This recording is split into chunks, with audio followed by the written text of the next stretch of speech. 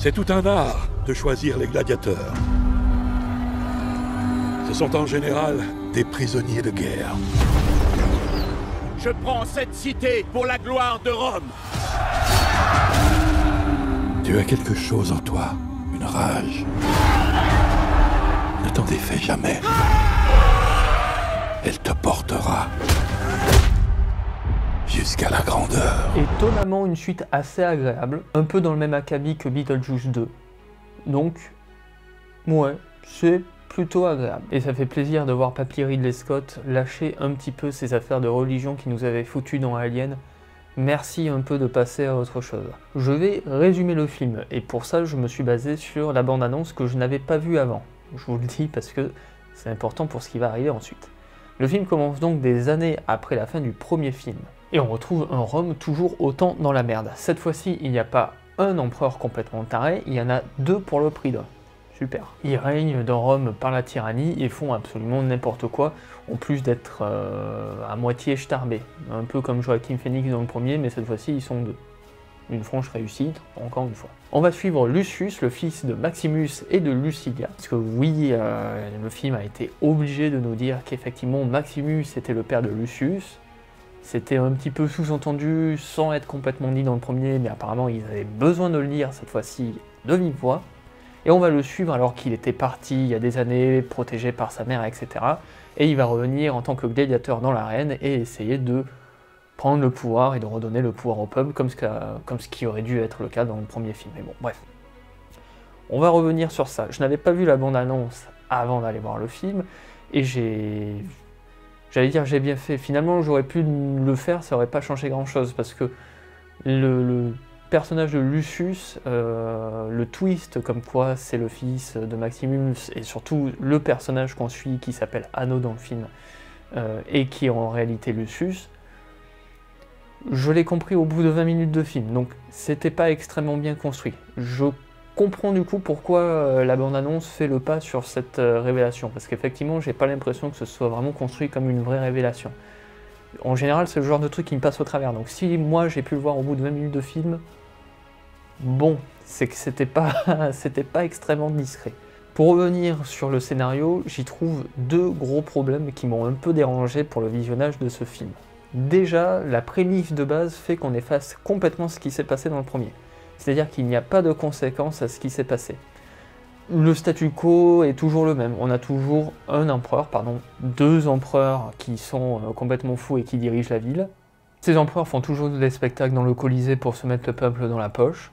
On a toujours des conspirations contre eux et on a toujours des gladiateurs qui vont se soulever contre l'autorité. Donc finalement, rien n'a changé. Et je dis pas que tout aurait dû être réglé dans le premier. Et effectivement, c'est normal que tout ne soit pas réglé et qu'il y ait toujours des problèmes. Mais là, on se retrouve vraiment avec la même prémisse. Et du coup, ça nous fait la même histoire. Quasiment. Il y a quelques nuances, bien sûr, qui sont d'ailleurs, pour certaines, assez intéressantes. Je pense notamment au personnage de Petro Pascal, qui est l'objet de la vengeance, cette fois-ci, de la part de Lucius, mais c'est intéressant pour les relations qu'il a avec d'autres personnages et l'évolution que Lucius va avoir par rapport à lui. Mais honnêtement, c'est quasiment la même histoire, donc c'est quand même très dommage. Et en plus, donner à Lucius le fait qu'il soit le petit-fils de Marc Aurèle et le fils de Maximus, ça donne vraiment une histoire d'héritage qui est vraiment... Là, c'est vraiment très personnel, mais je trouve pas ça intéressant.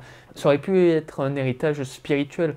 On voit que le gamin, dans le premier film, il voit Maximus comme un héros et ça aurait pu ne pas être son père, mais juste un personnage, une figure masculine qu'il admire. Or là, en l'occurrence, c'est son père, donc super. Ouais. Tu es le petit-fils de l'empereur, tu es le fils du héros de Rome, tu es le petit-fils de l'empereur, tu es le fils du héros de Rome, donc c'est légitime que du coup tu sauves Rome, entre guillemets. Mais du coup, c'est toujours une histoire de dynastie, c'est toujours ce même problème, enfin, on règle pas du tout le bordel là. D'ailleurs, dans ce scénario, j'y décèle un peu une sorte de discours un peu métatextuel. Je m'explique. Lucius, c'est un personnage qui est fan de Maximus, qui est vraiment fan de ce qu'il a pu faire, déjà quand il était gamin, et là on le voit qui reprend les gimmicks, etc.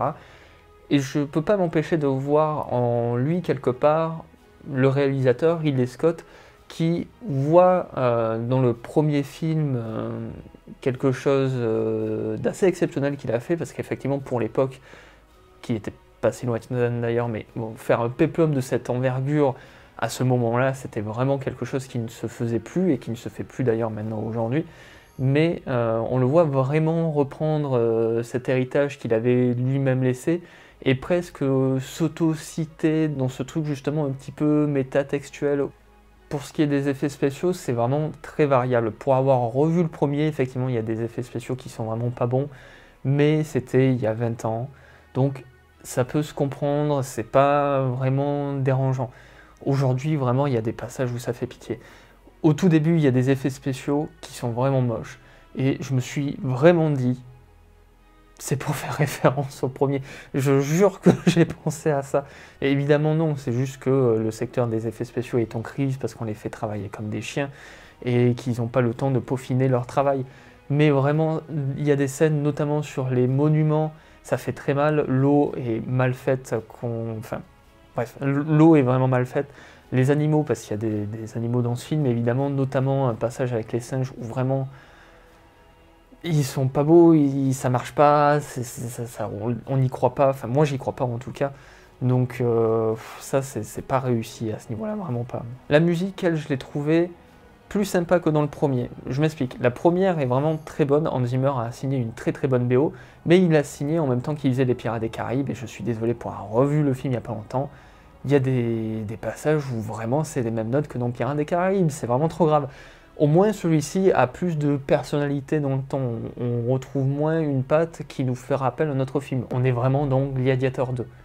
C'est au moins déjà ça, ça lui donne une vraie patte à elle. C'est juste un peu dommage qu'à la fin ils reprennent la musique iconique du premier. En même temps, c'est vrai que la musique est très très belle et elle colle vraiment à la, j'allais dire à la saga, c'est pas vraiment une saga, mais elle colle vraiment à l'ambiance des deux films, donc je comprends pourquoi ils l'ont utilisé.